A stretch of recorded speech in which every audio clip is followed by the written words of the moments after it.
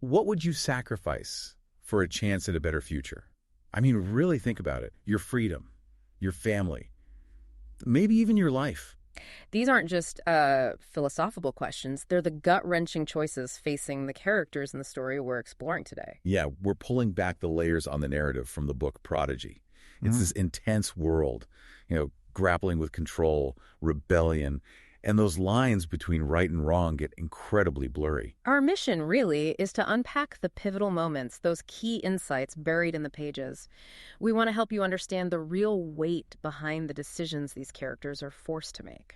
And, this kind of deep analysis, looking closely at how stories shape our understanding of things like power, loyalty, sacrifice. It's actually inspired by the work we do with AI-powered book analysis on our YouTube channel. Ah, the mindful moments section. Exactly. It's designed to spark just this kind of reflection, encouraging that critical thinking, getting beyond just reading the words to really engage with the story's complexities. Okay, so where does this particular story pick up?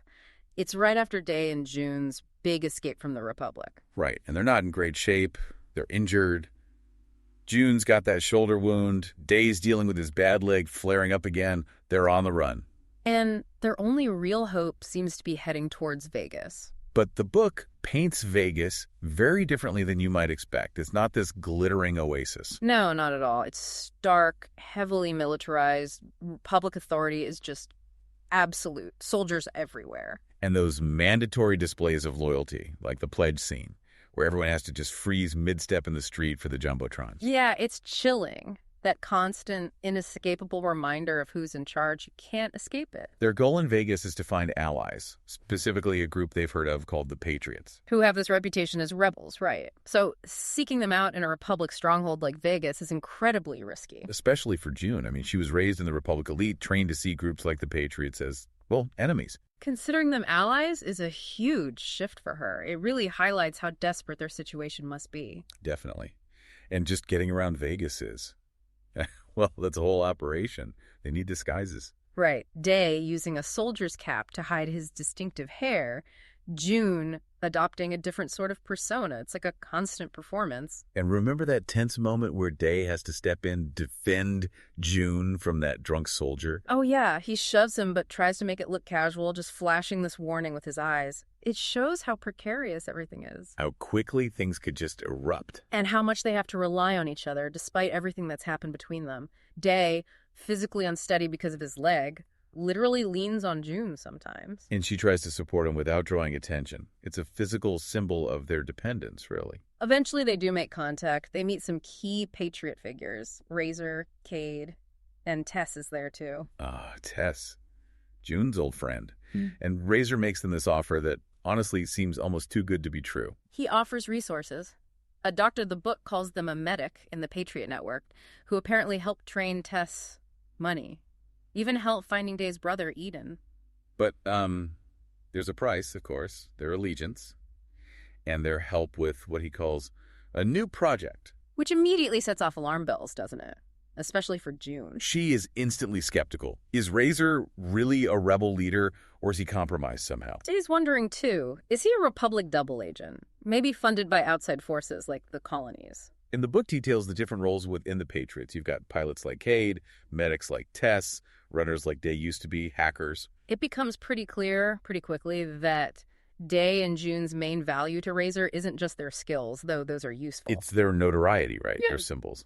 The Republic's most wanted criminal and their most prized prodigy now apparently aligned against them. Exactly. Which forces that critical question. When you're that vulnerable, that desperate, how do you possibly decide who to trust? When reliable information is just gone, what guides your decisions? How do you weigh an offer that seems generous against that gut feeling of suspicion? Those choices under pressure are absolutely central to their survival. And that new project Razor mentioned. Yeah, what was that? It turns out to be this really radical plan. It involves June going back into Republic territory, deep into it, Denver, the capital. Wow, okay. And her mission? Is to get close to the new elector, Andon, under the guise of having been captured. And her experience there is like a Complete contrast to Day's time as a prisoner, isn't it? Oh, absolutely. A universe away. Right. She gets clean clothes, elegant surroundings. The book mentions details like the ornate table in the royal dining chamber, guards lining the walls. Nothing like the cells Day was in, even though she's still effectively a prisoner herself. She has to navigate her interactions with Elector Andon very strategically. And Andon himself is interesting. How so? June observes him, sees a certain grace, adherence to etiquette. There are these little hints that maybe he wants to change things in the Republic. He actually remembers June from Drake University. Really? He knows who she is. Recognizes her intellect, her potential influence. He even mentions his mother, the former princeps, tying him to that lineage of power. But it's not all just polite conversation. She has to pass a lie detector test. Right, and the book details this process, highlighting June's incredible mental discipline. She has to actively suppress certain truths. Even as the machine triggers flashes of memory, her brother Matthias, her dog Ollie, even images of Day. Yeah, and she passes, which is a testament to her control, but she herself notes the test isn't infallible. It just shows her ability to manage perception, even under intense pressure. Meanwhile, back at the Patriot HQ, Day is watching all this happen. On surveillance footage, he sees June in what looks like, comfortable captivity, wearing an elegant dress in the dining chamber. And his reaction is just raw bitterness. He's grappling with this intense jealousy, insecurity about her background, her seeming ease in this world he absolutely despises. It contrasts so sharply with his own brutal experiences. He can't shake the image of her potentially aligning with Andon, maybe even becoming his princeps-elect or something. That clash in perspectives is so powerful. Day, carrying all that trauma from his imprisonment and loss, sees June seemingly slipping back into a life of privilege. And this tension is just expertly manipulated by Tess. Right, Tess, who's clearly jealous of June anyway. And sees an opportunity here to sow doubt in Day's mind. She goes even further, suggesting June might be experiencing something like Stockholm Syndrome. I'm becoming sympathetic to her captors, to the Elector. Exactly. And then Tess drops this huge bombshell about why LA was really quarantined. It wasn't the plague. What was it then? Riots. Riots against Andon, specifically. And guess what fueled them? Let me guess. Patriot propaganda. Bingo. Propaganda that specifically blamed Andon for the death of Day's family. Wow. So propaganda isn't just shaping public opinion. The rebels are actively using it as a weapon to create conflict. It really highlights how critical and how easily manipulated public perception is in this world. All these unseen forces pulling strings. But June is uncovering complexities on her end too, right? Yeah, she learns that Thomas Matthias's friend, the soldier who captured Day, was actually conflicted about her capture, tried to protect her in a way. And she hears that Matthias's last words were about her. While Day gets this crucial warning from Cade, she basically hints that Razor's loyalty isn't really to the rebel cause. Suggesting a deeper betrayal, coming from inside the Patriots. Exactly. All these details, June passing the test, Day's jealousy, Tess stirring things up, the truth about the LA riots, Cade's warning, it weaves this incredibly complex web of deception and manipulation. It makes you wonder, how do you even find the truth when manipulation is just rampant on all sides? Right. Who can you possibly trust? Which brings us right to the explosive climax of the Patriot Plan, the attempted assassination of Elector Andon. Which fails spectacularly. Leading to immediate chaos. Arrests within the Patriot ranks. And the full truth about Razor's betrayal finally comes out. Katie confirms it today. Razor wasn't working for the colonies, wasn't a true rebel. He was secretly working for Republic senators. Senators who wanted Andon dead. Why? They saw him as too reformist, maybe too weak. They wanted the old ways back. Day realizes June was right about Razor all along. And his anger towards Andon, which was fueled by those Patriot lies about his family. It starts to shift, doesn't it? Yeah, he even starts to wonder if maybe, just maybe, Andon was the one responsible for getting Eden freed. A possibility that challenges everything he believed. But right in the middle of all this political chaos, Day faces this devastating personal crisis. He collapses, gets treated by a Patriot medic, and then receives this absolutely crushing news from a doctor. The condition in his brain, the one caused by that past injury, made worse by Republic experiments. It's worsening rapidly. The doctor's words are just blunt. You're dying. Oh, man. That's where the emotional cord just hits you like a truck. Yeah. Day and June finally reunite after all of this. And the conversation is just raw, painful. Day is reeling from the betrayal, the diagnosis, years of grief just boiling over. And he lashes out at June. Accuses her, basically, of being the reason his family is dead. blaming her indirectly for everything he's lost. It's brutal, fueled by his deepest pain and fear. In June, already carrying so much guilt over Matthias's death, her role in the Republic, she can't fully defend herself, even though Day regrets the words later. The tension is almost unbearable, but somehow in the aftermath, they find a way back to each other. June starts teaching him fighting techniques, focusing on strategy, discipline, not just raw emotion. Their sparring becomes this physical way to process the pain, the anger, a release that maybe words couldn't provide. It leads to unspoken apologies, right? Yeah. A physical reconnection, that kiss. It's a moment acknowledging the weight they both carry, the sacrifices, and finding some kind of solace in each other. It shows their resilience, even amidst just overwhelming tragedy. And then, like a counterpoint to all that darkness, Day sees a headline. The Elector, Andon, has officially freed his brother Eden and announced plans to address the public. That single act just fundamentally challenges Day's view of Andon and the Republic leadership, doesn't it? It proves change is possible. It's this concrete, positive action from the very system Day has spent his life fighting against. Seeing Eden free, healthier, even though he's blind from the plague, and hearing Eden call him Daniel, his birth name, it must be such a moment of profound relief and hope for Day. Yeah, it shows that even in this really dark, complex world, moments of positive change can happen. Human connection endures.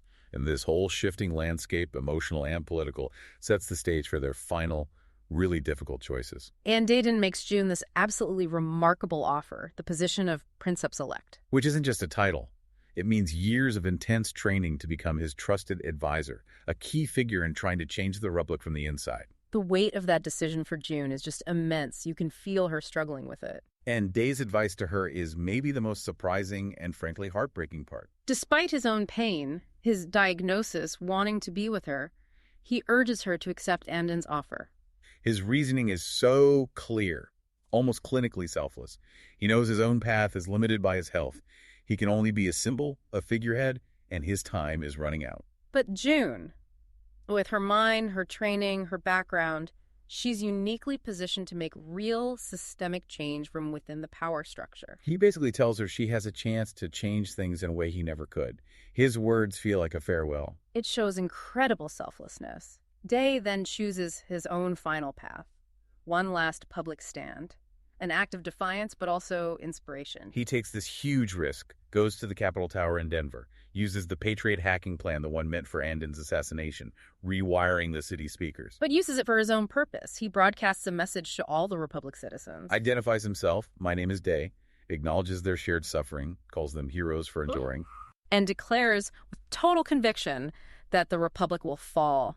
The book contrasts the power of his voice booming across the city with his physical weakness. It's this powerful image of spirit over a failing body. His act is designed to spark revolution from the outside, that final call to arms. While June prepares to work for change from the inside, accepting a role in the very system she once fought.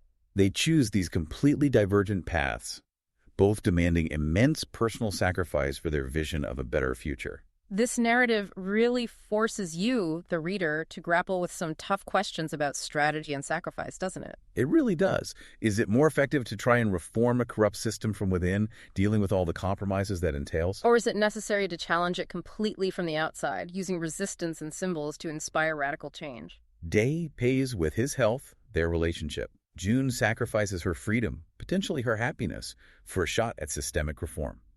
Where do you draw the line on personal cost when fighting for change? Exploring stories like Prodigy through discussions like this one and using resources like that AI analysis on our YouTube channel for mindful moments. It genuinely deepens our understanding of these complex issues. Power, sacrifice, loyalty, the nature of change. Exactly. And the human experience tangled up in all of it. It really pushes us to think more critically about the world, the narratives we consume, both in fiction and, well, in reality. So wrapping this up, this deep dive into Prodigy really lays bare the devastating impact of betrayal, the sheer complexity of loyalty when the world is fractured, the incredible sacrifices change demands. And also the enduring power of human connection and hope. Even when facing impossible odds, personal tragedy like Day's diagnosis, June's choice, that connection persists. Which leads to a final thought. Given the paths Day and June chose, both incredibly difficult, both bearing immense personal costs, Whose approach do you think holds the greatest potential for actually building a more just future in their world? Is there even a single right path to change? Or does it take both? Something to really chew on. Absolutely. If this conversation sparked your curiosity, definitely subscribe so you don't miss future deep dives into other fascinating stories. And share this with someone else you know who loves these kinds of thought-provoking narratives. If you want to experience the full weight of Day and June's journey yourself, consider grabbing Prodigy. There's a link in the show notes. And most importantly, keep thinking critically about the stories you encounter and the complex, often uncomfortable choices they present.